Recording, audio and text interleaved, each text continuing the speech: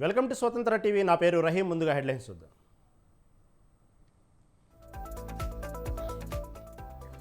అధికారంలోకి వస్తే వాలంటీర్ల జీతం పెంచుతామన్న బాబు మరోసారి కొత్త నాటకం ఆడుతున్నారన్న పేర్ని.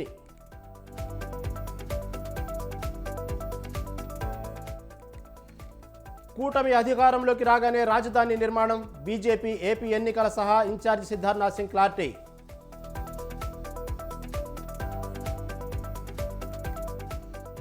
రాష్ట్రాన్ని అరాచక పాలన నుంచి విముక్తి చేయాలి, తాను ఎక్కడి నుంచి పోటీ చేసినా పవన్ ప్రచారం చేస్తారన్న రఘురామ.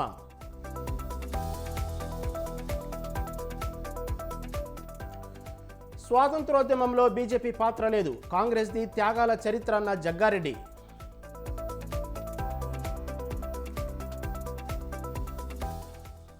నాలుగు నెలలైనా హామీల ఊసు లేదు, ఉద్యోగుల సమస్యలపై దృష్టి సారించాలన్న శ్రీనివాస్ గౌడ్.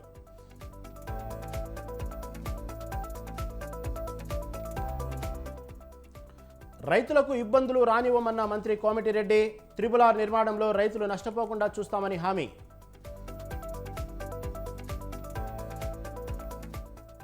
కేజ్రీవాల్కు ఢిల్లీ హైకోర్టులో చుక్కెదురు, అరెస్టును సమర్థించిన కోర్టు.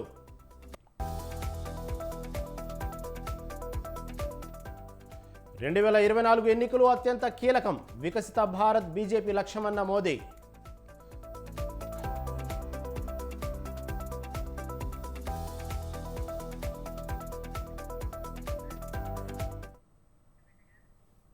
రైట్, ఇక డీటెయిల్స్ చూస్తే సీట్ల సర్దుబాటుపై టీడీపీ అధినేత చంద్రబాబు నాయుడు కీలక వ్యాఖ్యలు చేశారు. కూటమిలో సీట్ల సర్దుబాటు చాలా వరకు పూర్తయిందని పేర్కొన్నారు. ఏకపక్షంగా ఎలాంటి మార్పులు ఉండవని స్పష్టం చేశారు. టీడీపీ, బీజేపీ, జనసేన పార్టీలు ఉమ్మడిగా ఎన్నికలకు వెళ్తున్న నేపథ్యంలో పలు నియోజకవర్గాల్లో సీట్లు దక్కని నేతల నుంచి అసంతృప్తి వెలువడుతుంది. ఇటు టీడీపీలోనూ అటు జనసేనలోనూ ఇలాంటి వాతావరణమే కనిపిస్తుంది. సీట్లు కేటాయింపులు పూర్తయినా పలు చోట్ల అభ్యర్థులను మార్చాలని, తమ పార్టీకే సీటు ఇవ్వాలని నేతలు ఆందోళనలు చేస్తున్నారు. ఈ నేపథ్యంలో చంద్రబాబు వ్యాఖ్యలు ప్రాధాన్యతను సంతరించుకున్నాయి. ఏమనాకైతే మాది ఎలక్షన్ సూపర్ 6 క్యాన్సిల్ చేసేసాం, చేసి ఇప్పుడు కొత్త మేనిఫెస్టో చేస్తున్నారు అని ఈనాడుది వీళ్ళు వేసేసారు. ఇమ్మీడియట్ తాజా వార్త అంటే వీళ్ళు ఎంత ఇదైపోయారు, నిరస్సులు అయిపోయారంటే నాకు అర్థం కావడం లేదు. ఇన్ని జరుగుతున్నాయంటే ఇంకా ప్రజలు మభ్య పెట్టేదని ప్రయత్నం చేస్తున్నారు. ఏదైనా ఒకటి చేస్తే నా పేరుతో ఒకసారి ఒక లెటర్ రాసేశారు, బీజేపీతో పొత్తు తాత్కాలికం, వాళ్ళు పోలవరం ఇవ్వరు, అమరావతి ఇవ్వరు, కాబట్టి ఈ పొత్తు ఉండదు, పురంధేశ్వరి రాజీనామా చేసింది. ఇవి వీళ్ళు వేసే వార్తలు. ఇంకొక వార్త కూడా మా ఇద్దరికి ఎదురు రాశారు, పవన్ కళ్యాణ్ది నాది. ఇవన్నీ ఒక అలవాటు చేసుకున్నారు. 420s అన్నీ పేటీఎం బ్యాచ్ పెట్టుకున్నారు. ఈ రెండు తప్పుడు పనులు చేస్తున్నారు. రాజకీయాల్లో నాలాంటి వాడు ఇవన్నీ చూస్తున్నా అంటే బాధ, ఆవేదన, ఓసారి ఆవేశం కూడా వస్తుంది. ఓడిపోతామని భయం ఉంది. ఓడిపోతామంటే మళ్ళా తగులుకోకుండా ఉండడానికి ఏం చేయాలో అన్ని ప్రయత్నాలు చేస్తామంటే కనబడస్తా ఉంది. లేకపోతే అవసరం లేదు. దీన్ని బట్టి చూస్తే అన్ని వర్గాల్లో ఇప్పుడు కనపడేదంతా టీజరే చూశారు. రియల్ సినిమా ఇంక రాబోతుంది. డే బై డే మీరే చూడబోతున్నారు. అది వాళ్ళకి అర్థమైపోయింది సీన్ అంతా. ఎంత దినానికి 1400 బస్సులు పెట్టిన సందర్భం ఎక్కడన్నా ఉందే మీకు? ఎవ్రీడే 10 కోట్లు 15 కోట్లు బిర్యానీ, లేకుంటే క్వార్టర్ బాటిల్, లేకుంటే హాఫ్ బాటిల్, లేకపోతే వాళ్ళకందరికీ ఫ్రీ బస్సులు. అంటే ఇంత డబ్బులు విచ్చలవిడిగా ఖర్చు పెడుతున్నావు అంటే ఎక్కడి నుంచి వచ్చింది డబ్బులు? కామన్ మ్యాన్కి అర్థం కదా. ఎక్కడి నుంచి వస్తుంది? నేను వ్యవసాయం చేసావా, వ్యాపారం చేసావా, ఎక్కడ సంపాదించావు డబ్బులు? సంపాదించి ఎక్కడ ఖర్చు పెడుతున్నావు? ఈ సిద్ధం అంటూ తిరుగుతూ ఇవన్నీ చేసి నీళ్లు ఇవ్వకుండా మభ్యపెట్టే, ఇంకా పోలీసుల్ని బెదిరించి బ్లాక్మెయిల్ చేసి కొంతమంది టెయింటెడ్ ఆఫీసర్లు పెట్టుకొని వాళ్ళ ద్వారా ప్రెషర్ మౌంటప్ చేస్తున్నారు. ఐఎమ్ వెరీ క్లియర్, ఏది పనిచేయదు. మీరే చూడబోతున్నారు రేపటి నుంచి. డబ్బులు బంధం నుంచి బయట వస్తారు, వీళ్ళ రౌడీల నుంచి బయట వస్తారు. ప్రజలు ఒకటి అయిన తర్వాత వీళ్ళు పారిపోతారు. గుర్తుపెట్టుకోండి. వీళ్ళ బుకాయింపులు, వీళ్ళ బెదిరింపులు, భయభ్రాంతులు చేయడం ఒక స్టేజ్ వరకే. ఒక స్టేజ్ దాటిన తర్వాత ఈరోజు మీరు ఎన్నికలు వచ్చిన తర్వాత మీరు చూస్తున్నారు, సెక్షన్ బై సెక్షన్ ముందుకు వస్తున్నారు. నేను ఇంకోటి కూడా అప్పీల్ చేస్తున్నా, చాలామంది ముందుకు వస్తున్నారు, ఇప్పటికే వచ్చారు. ప్రతి ఒక్కరూ రావాల్సిన అవసరం ఉంది. ప్రతి ఒక్క ఇంటి పైన కూడా ఈ కూటమి జెండాలు కట్టాల్సిన అవసరం ఉంది. మేము పిలిస్తే మీరు రావడం కాదు, వాలంటరీగా స్వచ్ఛందంగా మీరే వచ్చి మమ్మల్ని నడిపించాల్సిన బాధ్యత మీ మీద ఉంది. మీ భద్రత కోసరం, మీ భవిష్యత్తు కోసరం, మీ పిల్లల భవిష్యత్తు కోసరం, ఈ రాష్ట్ర భవిష్యత్తు కోసరం మేము చేసే పోరాటం. ఈ రాష్ట్రాన్ని కాపాడుకోవడంలో మీ యొక్క కాంట్రిబ్యూషన్ ఉండాలి. ఆ కాంట్రిబ్యూషన్ అనేది మీరు రాలేకపోతే ఆర్థికంగా చేస్తారా, వచ్చి ఆర్థికంగా హెల్ప్ చేస్తారా? ఒక నెల ఇక్కడే ఉండి ఈరోజు రాష్ట్రంలో నష్టపోని వర్గం అంటూ లేదు, నష్టపోని వ్యక్తి కూడా లేడు. ఇప్పుడు నేను చూస్తే చాలా భయంకరంగా ఎవరైనా పాపం 10 రూపాయలు ఎప్పుడన్నా ఎలక్షన్లో ఇచ్చేవాళ్ళు కూడా ఈసారి ఇవ్వలేని స్థాయికి వెళ్ళిపోయారు. అంటే దానికి కారణం ఏంటంటే ఈ యొక్క ఇతను చేసే దౌర్జన్యం, అరాచకాలు. రెండోది, ఈ రాష్ట్రంలో ఒకే ఒక వ్యక్తి బాగుపడ్డాడు, 5 కోట్ల మంది నష్టపోయారు. 5 కోట్లలో ఇతను ఒక్కడే తప్ప ఎవ్వరికి లాభం రాలేదు. జెన్యున్గా న్యాయపరంగా జరిగే ఇష్యూస్ కూడా జరగలేదు. అది వ్యాపారం కావచ్చు, కాలేజీలు కావచ్చు, లేకపోతే చిన్న చిన్న షాపులు కావచ్చు, అగ్రికల్చర్ కావచ్చు, అన్ఎంప్లాయీస్ కావచ్చు, అందరూ నష్టపోయారు. ఆ పరిస్థితిలో ఈ రాష్ట్రం ఉంది. ఏదేమైనా ఎవ్వరు కూడా నమ్మకాన్ని మళ్ళీ మనం రీకూప్ అవుతాం, ఇది బాధ్యత. రైట్ డైరెక్షన్లో దేశం అంతా ముందుకు పోతా ఉంటే పాజిటివ్గా, అగ్రెసివ్గా దేశాన్ని ముందు తీసుకుపోయే సమయంలో మన రాష్ట్రం రివర్స్ గేర్లో రివర్స్ తీసుకుపోయే పరిస్థితికి వచ్చారు. వాలంటీర్ల వ్యవస్థను నాశనం చేద్దామనుకున్న చంద్రబాబు నేడు వారిపై కళ్ళబొల్లి ప్రేమ వలకబోస్తున్నాడని మాజీ మంత్రి పేర్ని నాని అన్నారు. చంద్రబాబు కుటీల వాగ్దానాలను ఎవరూ నమ్మరు. ప్రజల్లో తిరుగుబాటు రావడంతోనే చంద్రబాబు యూటర్న్ తీసుకున్నాడని పేర్కొన్నారు. సేవ కోసం పనిచేసే వాలంటీర్లు చంద్రబాబు గాలానికి పడరు, బూటపు మాటలు, నయవంచనకు ప్రతిరూపం చంద్రబాబు అని ఆయన విమర్శలు గుప్పించారు. ఇప్పుడు కొత్తగా వాలంటీర్లకు 10,000 జీతం పెంచుతామని కొత్త ఎర వేస్తున్నాడని విమర్శించారు. వాలంటీర్ల ఆత్మాభిమానాన్ని కించపరుస్తూ వారి వ్యక్తిత్వాన్ని హననం చేసిన చంద్రబాబు ఇప్పుడు నీతి వ్యాఖ్యలు చెబుతున్నాడన్నారు. నయవంచనకి మారుపేరైనటువంటి నారా చంద్రబాబు నాయుడు కొత్తగా వివిధ కులాలకి గేలాలేయటం అయిపోయింది. వాళ్ళని వాడుకుని వదిలేయటం, మోసం చేయటం అయిపోయింది. రాష్ట్ర ప్రజలకి గాలం వేయటం, వాళ్ళని వాడుకోవటం, విసిరిపారేయటం అయిపోయింది. ఇవాళ కొత్తగా వాలంటీర్లకు కూడా గేలం వేస్తున్నాడు చంద్రబాబు నాయుడు. గేలానికి ఎర్రేం పెడుతున్నాడంటే వాలంటీర్లకి నా ప్రభుత్వం రాగానే 10,000 రూపాయలు ఆనరోరియం చేస్తాను, 5,000 రూపాయలది అని చెప్పాను. ఎవరయ్యా ఈ చంద్రబాబు నాయుడు 10,000 రూపాయలు చేస్తానన్నదంటే, గడిచిన 4.5 సంవత్సరాలుగా ఈ వాలంటీర్లని మానసికంగా క్షోభకు గురిచేసి వారి మీద మీరు బాంబే రెడ్ లైట్ ఏరియాకి అమ్మాయిలను అమ్ముతారని, మగవాళ్ళు ఇంట్లో లేకుండా తలుపులు కొట్టి ఆడవాళ్ళని లొంగ తీసుకుంటారు, మోసం చేస్తారు అని చెప్పని, వాలంటీర్ల వ్యవస్థని ఆపేయండి, వాళ్ళ సేవలు నిలుపుదల చేయండి అని చెప్పని ఇవాళ చంద్రబాబు నాయుడు గారు నువ్వు లేకపోతే మీ విశాఖ స్టీల్ ప్లాంట్ ప్రైవేటీకరణపై బీజేపీ నేత సిద్ధార్థనాథ్ సింగ్ సంచలన వ్యాఖ్యలు చేశారు. విశాఖ స్టీల్ ప్లాంట్ ప్రైవేటీకరణ జరగదని సిద్ధార్థనాథ్ సింగ్ తెలిపారు. విశాఖ స్టీల్ ప్లాంట్ అభివృద్ధికి ప్రభుత్వం మరింత కట్టుబడి ఉందని ఆయన తెలిపారు. విశాఖ స్టీల్ ప్లాంట్ లాభాల బాట పడటానికి కేంద్ర ప్రభుత్వం చేయూతనిస్తుందని చెప్పారు. రాజధానిగా అమరావతి నిర్మాణం కూడా పూర్తవుతుందని సిద్ధార్థనాథ్ సింగ్ తెలిపారు. రాజధాని నిర్మాణపు పనులు కూటమి ప్రభుత్వం ఏర్పాటు రాగానే శరవేగంగా జరుగుతాయని ఆయన హామీ ఇచ్చారు. పోలవరం నిర్మాణం పూర్తి చేసే బాధ్యతను కూడా కేంద్ర ప్రభుత్వం తీసుకుంటుందని ఆయన తెలిపారు. In 5 years has not become the capital. It is the commitment of BJP along with the alliance partner and TDP that Amravati will be delivered in coming next 5 years.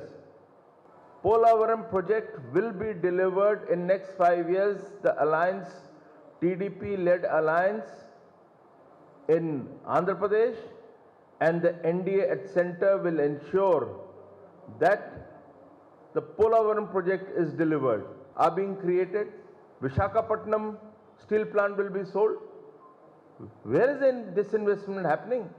Visakhapatnam is not there for disinvestment. I am going to Kamni Ji's for opening of his office. Many other offices have been opened and everybody is working. I think you should stop. AP Lok Sabha శాసనసభ అభ్యర్థుల రెండో జాబితాను AICC విడుదల చేసింది. విశాఖపట్నం లోక్సభ అభ్యర్థిగా పులుసు సత్యనారాయణ రెడ్డి, అనకాపల్లి లోక్సభ అభ్యర్థిగా వేగి వెంకటేష్, ఏలూరు లోక్సభకు కావూరి లావణ్య, నర్సరావుపేటకు గన్నెపూడి అలెగ్జాండర్ సుధాకర్, నెల్లూరుకు కొప్పుల రాజు, తిరుపతికి చింతామోహన్ పేర్లను ప్రకటించింది.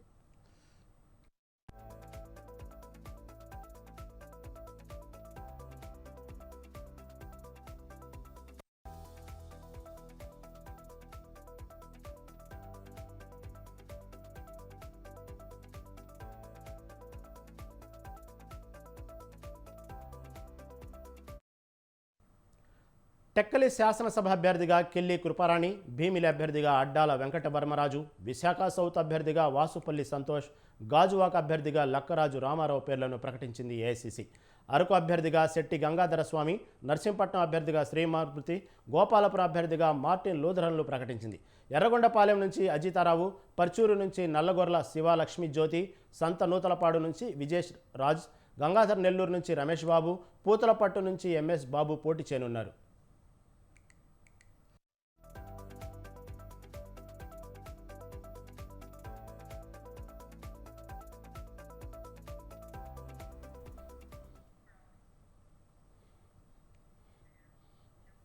పిఠాపురంలో ఉన్న జనసేన అధినేత పవన్ కళ్యాణ్కు టీడీపీ నేత రఘురామకృష్ణంరాజు కలిశారు. ఈ సందర్భంగా ఆసక్తికరమైన వ్యాఖ్యలు చేశారు.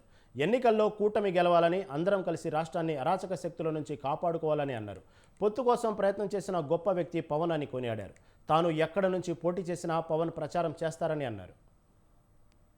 ముగ్గురు కలవాలి, కలిసి రాష్ట్రాన్ని అప్పుల పాలు చేసి అరాచకం చేస్తున్న వ్యక్తిని బయటికి పంపాలి అంటే ముగ్గురు కలవాలి అని చాలా పట్టుదల పట్టి ముగ్గురిని ఒకటి చేసిన ఒక గొప్ప వ్యక్తి పవన్ కళ్యాణ్ గారు.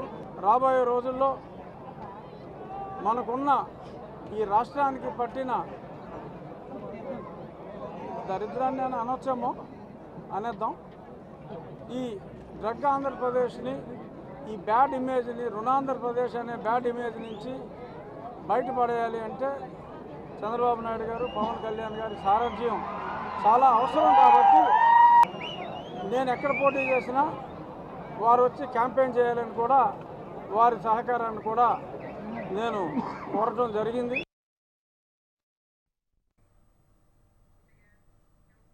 టీపీపీసీ వర్కింగ్ ప్రెసిడెంట్ జగ్గారెడ్డి ఆసక్తికర వ్యాఖ్యలు చేశారు. తాను పీసీసీ ప్రెసిడెంట్ కావాలని కోరుకుంటున్నట్లు మనసులో మాట బయటపెట్టారు. అలాంటి అవకాశం కోసం ఎదురు చూస్తున్నానన్నారు. పీసీసీ ప్రెసిడెంట్ పదవిని చాలామంది కోరుకుంటున్నారని అన్నారు.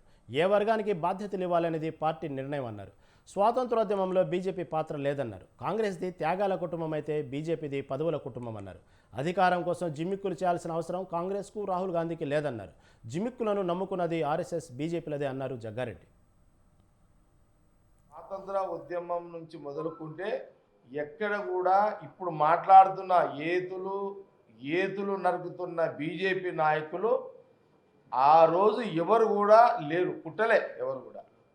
దేశ ప్రజలకు అందరూ కూడా తెలుసు ఇది వాళ్ళ త్యాగాల కుటుంబం అని. రాహుల్ గాంధీ గారి కుటుంబము త్యాగాల కుటుంబం, బీజేపీ పదవి కుటుంబం. ఎక్కడైనా ఆస్తులు దారాదత్తం చేసిర్రు, ఉన్న ఆస్తులన్నీ కూడా దేశ ప్రజల అంకితం చేసిర్రు అని ఆనాటి మహాత్మా గాంధీ, ఆనాటి నెహ్రూ, మహాత్మా గాంధీ గారి నాయకత్వంలో ఆ రోజు నెహ్రూ గారు, వాళ్ళ తండ్రి మోతీలాల్ నెహ్రూ గారు, ఇది ఒక చరిత్ర ఇదంతా కూడా. కాబట్టి ఇదందరం కూడా ప్రజలందరూ కూడా గమనించాలి. ఇదంతా కూడా అధికారం కావాలనుకుంటే ఎన్నో మాజీ మంత్రి శ్రీనివాస్ గౌడ్ అధికార పార్టీపై విమర్శలు కురిపించారు. 4 నెలలు గడిచినా కాంగ్రెస్ పార్టీ ఇచ్చిన హామీలవి అమలు చేయడం లేదన్నారు. ఉద్యోగుల సమస్యలపై ప్రత్యేక శ్రద్ధ పెట్టాలని డిమాండ్ చేశారు. ఉద్యోగులకు హెల్త్ కార్డులు ఇవ్వాలన్నారు. ఉద్యోగులకు హెల్త్ పాలసీ రూపొందించి వారికి కార్పొరేట్ వైద్యం అందించాలన్నారు. పాత పెన్షన్ విధానాన్ని తెస్తామన్న కాంగ్రెస్ తమ హామీని నిలబెట్టుకోవాలని శ్రీనివాస్ గౌడ్ డిమాండ్ చేశారు.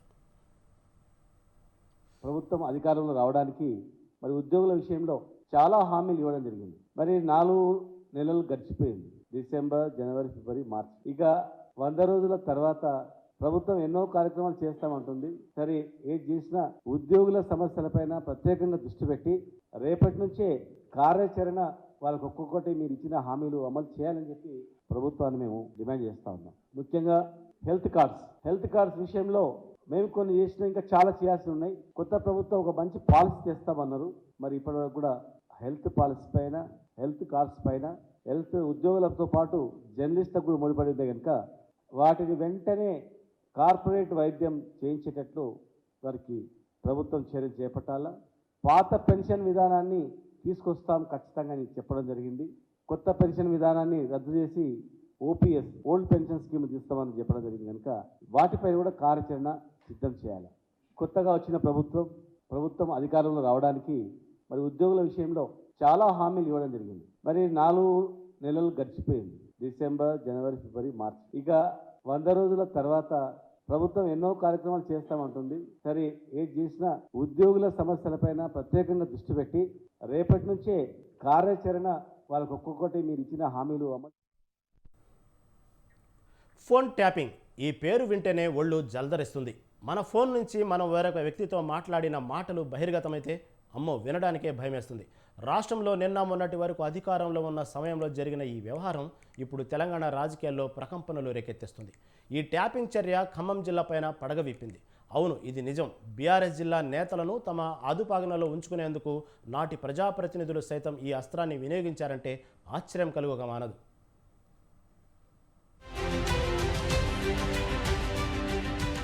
తెలంగాణ రాష్ట్ర రాజకీయాల్లో గుబులు రేపుతున్న అంశం ఫోన్ ట్యాపింగ్. అధికార ప్రతిపక్షాల నడుమ భగ్గుమంటున్న సమస్య ఇది. అయితే తాజాగా దీని మూలాలు ఖమ్మం జిల్లాలోనూ బయటపడుతున్నాయి. జిల్లాకు చెందిన నాటి నేత ఒక మాజీ పోలీస్ బాస్ని అడ్డం పెట్టుకొని ఈ ఫోన్ ట్యాపింగ్ బాగోతానికి తెరలేపినట్లు తెలుస్తుంది. ఖమ్మం జిల్లా నేలకొండపల్లి మండలంలో ఒక వార్ రూమ్ ని ఏర్పాటు చేసుకుని అక్కడి నుంచి తమకు కావాల్సిన ఫోన్ నెంబర్లను ట్యాప్ చేసేందుకు పథకం రచన చేశారని ప్రచారం జరుగుతుంది. సదరు మాజీ పోలీస్ అధికారి, ఆ అధికారి సాంకేతిక అండదండలతో ఇష్టారీతిన ఫోన్ ట్యాపింగ్లకు పాల్పడినట్లు తెలుస్తోంది.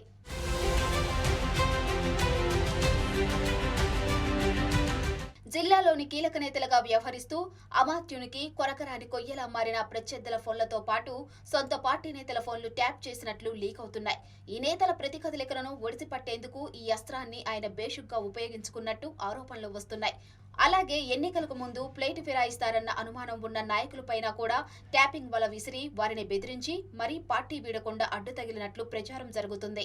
మాజీ పోలీస్ అధికారితో పాటు ఒకరిద్దరు ఏసీపీలు, సీఐలు ఉన్నట్లు ఉమ్మడి ఖమ్మం జిల్లాలో చర్చ జరుగుతుంది.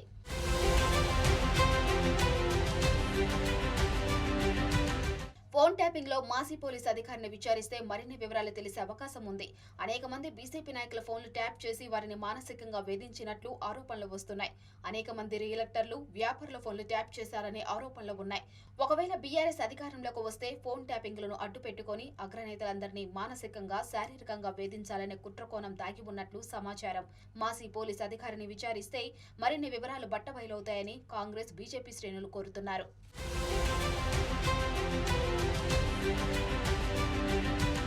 తెలంగాణ రాష్ట్రంలో పెద్ద దుమారం రేపిన ఫోన్ ట్యాపింగ్ కేసులో రోజుకో కోణం బయటపడుతుంది. ఈ వ్యవహారంలో పోలీసులు లోతైన విచారణ చేస్తున్నా కొద్ది నమ్మలేని నిజాలు బయటపడుతున్నాయి.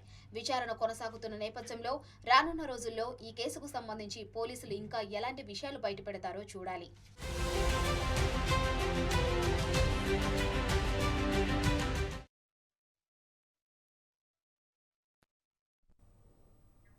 పాత గ్యారంటీలు అమలు చేయకుండా రాహుల్ కొత్త హామీలు ఇస్తున్నారని బీజేపీ రాష్ట్ర అధ్యక్షుడు కిషన్ రెడ్డి అన్నారు.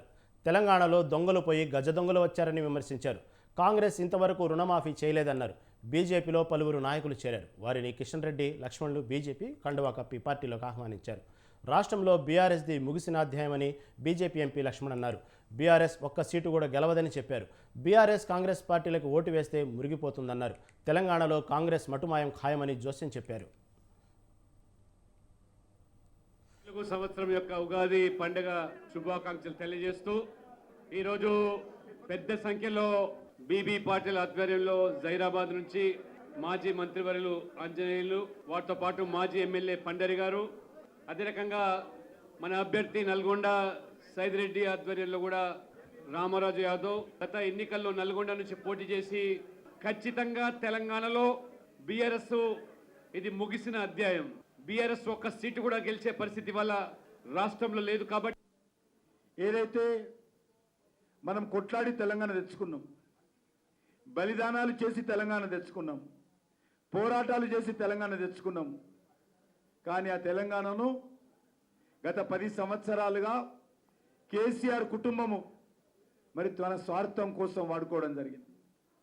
మనం ఓట్లేసి గెలిపిస్తే ఆయన తెలంగాణ ప్రజల సంగతి చూసుకోలే, ఆయన కుటుంబ సంగతి చూసుకున్నాడు, ఆయన కుటుంబ సభ్యుల సంగతి చూశాడు. తెలంగాణ అభివృద్ధి గురించి ఆలోచన చేయలే. ఆయన కొడుకు, కోడలు, అదేవిధంగా బిడ్డ, అల్లుడు, చిన్న కొడుకులు, పెద్ద కొడుకులు వాళ్ళ సంగతి చూశాడు. ఆయన ఫామ్ హౌస్ని ఎట్లా పెంచుకోవాలని చూశాడు. అందుకే ఈరోజు మనం చేస్తా ఉన్నాను.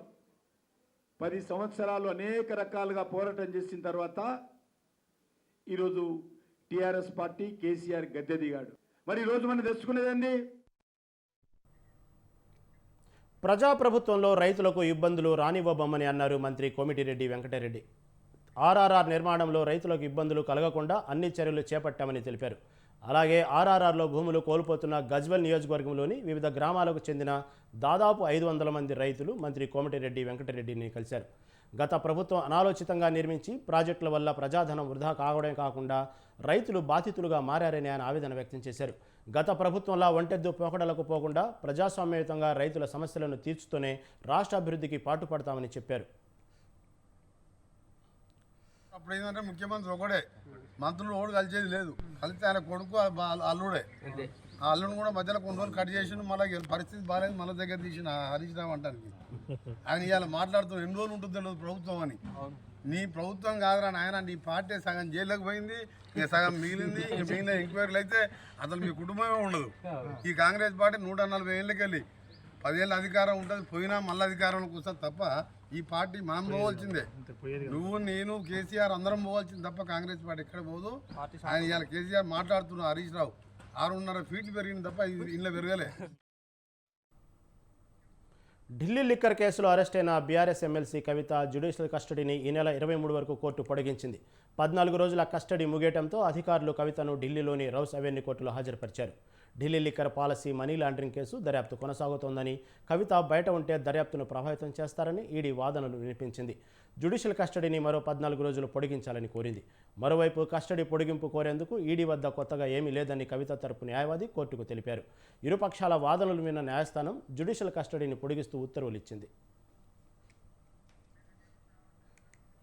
ఎమ్మెల్సీ కవిత జైలు నుంచి లేఖ విడుదల చేశారు. కేసుకు సంబంధించి 4 పేజీల లేఖను విడుదల చేశారు. కోర్టులో చెప్పదలుచుకున్న అంశాలను లేఖలో రాశానన్నారు. తనపై తప్పుడు కేసులు పెట్టారని, తాను తప్పు చేశాననడానికి ఆధారాలు లేవని కవిత లేఖలో పేర్కొన్నారు. వేరే వ్యక్తుల స్టేట్మెంట్ ఆధారంగా తనను అరెస్టు చేశారని చెప్పారు. ఢిల్లీ లిక్కర్ స్కామ్ కేసులో 2.5 ఏళ్ల విచారణలో తనకు వ్యతిరేకంగా ఎలాంటి ఆధారాలు దొరకలేదని కవిత చెప్పారు. తనను జైలులో సిబిఐ ప్రశ్నించిందని లేఖలో పేర్కొన్నారు.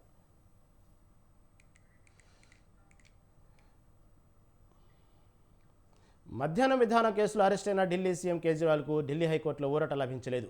ఈ కేసులో ఈడీ తనను అరెస్టు చేయడాన్ని సవాలు చేస్తూ దాఖలు చేసిన పిటిషన్ను ఉన్నత న్యాయస్థానం కొట్టివేసింది. కేజ్రీవాల్ అరెస్టుకు తగిన ఆధారాలు ఉన్నాయని పేర్కొంది. ఈ సందర్భంగా పలు కీలక వ్యాఖ్యలు చేసింది. సీఎంకు ఒక న్యాయం, సామాన్యులకు ఒక న్యాయం ఉండదని కోర్టు పేర్కొంది. సీఎం అయినంత మాత్రాన ప్రత్యేక హక్కులేమి ఉండవన్న కోర్టు విచారణ ఎలా సాగాలో నిందితుడు చెప్పనవసరం లేదని పేర్కొంది. నిందితుడు వీలుని బట్టి విచారణ జరపడం సాధ్యం కాదని పేర్కొంది. पार्टी ने किया है वहां तो मनी ट्रेल मिल गया, 60 करोड़ का मनी ट्रेल मिल गया, लेकिन कोई कार्रवाई अब तक भारतीय जनता पार्टी के नेताओं पर नहीं हुई। और अरविंद केजरीवाल जी के मामले में झूठे गवाह तैयार किए जाते हैं, बेबुनियाद आरोप लगाए जाते हैं। 10-10 बयानों को छिपाकर षड्यंत्र के तहत 2 ही बयान कोर्ट के सामने लाए जाते हैं। 10 बयानों में से 8 बयान छिपाकर मात्र 2 बयान कोर्ट के सामने लाए जाते हैं। और मैं फिर से दोहरा रहा हूं, मगुंटा रेड्डी, राघव रेड्डी के 10 बयान थे, अंतिम 2 बयान में जैसे ही కాంగ్రెస్ పార్టీపై ప్రధాని మోడీ తీవ్ర విమర్శలు చేశారు. ఎన్నికల ప్రచారంలో భాగంగా మధ్యప్రదేశ్లో పర్యటించిన ప్రధాని శాసనసభ ఎన్నికల్లో కాంగ్రెస్ను ఊడ్చేసినట్లు లోక్సభ ఎన్నికల్లోనూ కాంగ్రెస్ను ఓడించాలన్నారు. లోక్సభ ఎన్నికల్లో కాంగ్రెస్ పార్టీ బీజేపీతో తలపడడం లేదని, తనతో తానే తలపడుతుందని అన్నారు. विधानसभा चुनाव में ही यहां आप सब लोगों ने मिलकर के कांग्रेस को पूरी तरह साफ कर दिया। अब लोकसभा चुनाव में तो कांग्रेस के लोग भाजपा से नहीं लड़ रहे हैं, एक दूसरे से लड़ रहे हैं। और इसलिए एमपी के कोने कोने से आवाज आ रही है। పార్లమెంట్ ఎన్నికల వేళ పశ్చిమ బెంగాల్లో రాజకీయం నివురుగప్పిన నిప్పులా మారింది. 2022 బాంబు పేలుళ్ల కేసుకు సంబంధించి రాష్ట్రంలోని మేదినీపూర్ జిల్లా భూపతి నగర్లో నిందితులను ఎన్ఐఏ బృందం అరెస్టు చేసింది. ఈ నేపథ్యంలోనే వారిపై ఎన్ఐఏ బృందం దాడి చర్చనీయాంశంగా మారింది. ఈ అంశం చట్టబద్ధత కంటే రాజకీయంగా ఉండటంతో ఈ చర్య బెంగాల్ రాజకీయాల్లో ఎన్నికల అంశంగా మారింది.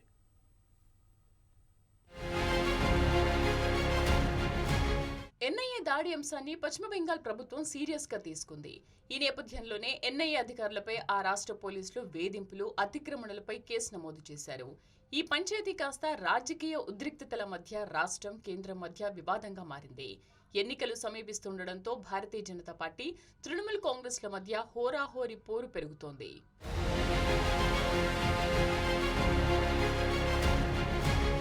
అంతకుముందు ఒక పేలుడు కేసుకు సంబంధించి దర్యాప్తు చేస్తుండగా పూర్వ మెదినీపూర్ జిల్లాలోని భూపతి నగర్ వద్ద ఎన్ఐఏ బృందంపై గుంపు దాడి జరిగింది.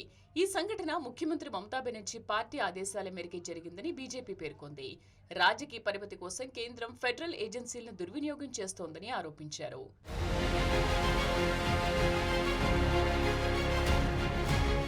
టీఎంసీ నేత తివారీని బీజేపీ రాష్ట్ర అధ్యక్షుడు సుకాంత మజుందార్ సమర్థించారు. ఏ పౌరుడైనా ఎన్ఐఏ అధికారిని ఏ సమయంలోనైనా కలుసుకోవచ్చన్నారు. ఉగ్రవాద కార్యకలాపాల గురించి సమాచారాన్ని పంచుకోవచ్చన్నారు. టీఎంసీ నాయకులు ఎన్ఐఏ అధికారులను కలవాలనుకుంటే తాను అపాయింట్మెంట్ ఏర్పాటు చేయగలనన్నారు. టీఎంసీని ఓడించేందుకు బీజేపీకి ఎన్ఐఏ సాయం అవసరం లేదన్నారు.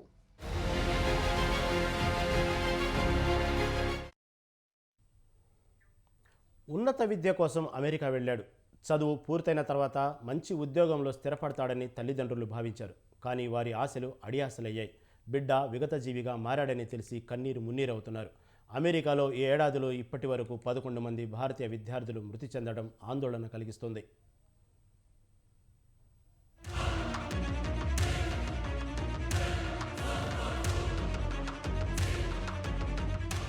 అమెరికాలో హైదరాబాద్ విద్యార్థి మొహమ్మద్ అరాఫత్ కిడ్నాప్ ఉదాంతం విషాదంగా ముగిసింది. ఉన్నత విద్య కోసం అమెరికా వెళ్లిన మరో భారతీయ విద్యార్థి జీవితం అర్థాంతరంగా ముగిసింది. కనిపించకుండా పోయిన అబ్దుల్ మొహమ్మద్ అరాఫత్ విగత జీవిగా పోలీసులకు కనిపించాడు. తమ కుమారుడిని డ్రగ్స్ మాఫియా కిడ్నాప్ చేసిందని కాపాడాలంటూ వేడుకున్న తల్లిదండ్రులకు కన్నీళ్లే మిగిలాయి. మరోవైపు అరాఫత్ ను రక్షించేందుకు భారత విదేశాంగ శాఖ, అమెరికా పోలీసులు చేసిన ప్రయత్నాలు ఫలించలేదు. హైదరాబాద్ విద్యార్థి మృతిని న్యూయార్క్ లోని భారత రాయబార కార్యాలయం ఎక్స్ ఖాతా ద్వారా ధృవీకరించింది.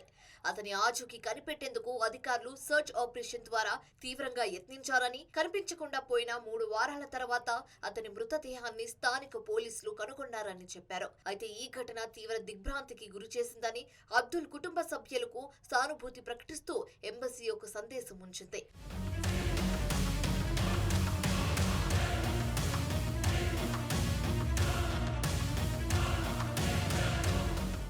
హైదరాబాద్ నాచారంలోని అంబేద్కర్ నగర్ కు చెందిన మొహమ్మద్ సలీం కుమారుడు అబ్దుల్ మొహమ్మద్ అరాఫత్ 2023 మేలో ఉన్నత విద్యకు అమెరికా వెళ్లాడు. ఓహియో రాష్ట్రంలోని క్లీవ్లాండ్ యూనివర్సిటీలో ఎంఎస్ చదువుతున్నాడు. నిత్యం ఫోన్లో మాట్లాడే అతను మార్చి నెల 7న తండ్రితో చివరిసారిగా ఫోన్లో మాట్లాడాడు. ఆ మరుసటి రోజునే అబ్దుల్ అదృశ్యమయ్యాడని అమెరికాలో చదివే అతని స్నేహితుడు ఇన్స్టాగ్రామ్ లో పోస్ట్ పెట్టాడు. దీన్ని అబ్దుల్ సోదరి చూసి తల్లిదండ్రులకు చెప్పింది. అబ్దుల్ కు ఫోన్ చేసినా స్పందించకపోవడంతో తల్లిదండ్రులు ఆందోళనకు గురయ్యారు. అయితే మార్చి 9న ఎంబీటీ నేత అంజద్ ఉల్లా ఖాన్ సాయంతో కేంద్ర విదేశాంగ శాఖ మంత్రి జైశంకర్ కు లేఖ రాశారు. వాషింగ్టన్ లోని భారత రాయబార కార్యాలయానికి సమాచారం ఇచ్చి తమ కుమారుడి ఆచూకీ కనిపెట్టాలని కోరారు. అమెరికాలోని సలీం బంధువులు క్లీవ్లాండ్ పోలీసులకు ఫిర్యాదు చేశారు. అక్కడ పోలీసులు కేసును దర్యాప్తు చేపట్టారు.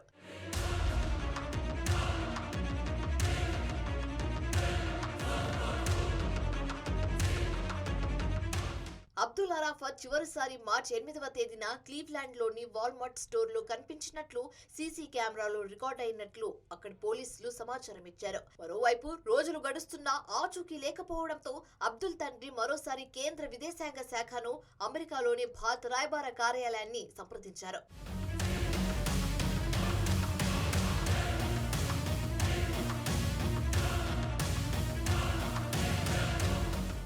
ఈలోపు లోపు అబ్దుల్ తండ్రికి కొందరు గుర్తు తెలియని వ్యక్తుల నుంచి వాట్సాప్ ద్వారా ఫోన్ కాల్ వచ్చింది. అబ్దుల్ ను తాము కిడ్నాప్ చేశామని $1200 అమెరికా డాలర్లు వెంటనే పంపించాలని డిమాండ్ చేశారు. అరగంట లోపు డబ్బు పంపకపోతే తీవ్ర పరిణామాలు ఎదుర్కోవాల్సి వస్తుందని కిడ్నాపర్లు బెదిరించారు. బాధిత తల్లిదండ్రులు మరోసారి కేంద్ర విదేశాంగ శాఖ అధికారులకు ఫిర్యాదు చేశారు. అయితే చివరకు ఆ తండ్రికి కన్నీళ్లే మిగిలాయి. తమ కొడుకు చనిపోయాడని తెలుసుకొని తల్లిదండ్రులు కన్నీరు మున్నీరు అవుతున్నారు. మరోవైపు 2024లో ఇప్పటి వరకు 11 మంది భారతీయ విద్యార్థులు అమెరికాలో ప్రాణాలు కోల్పోవడం ఆందోళనకు గురిచేస్తుంది.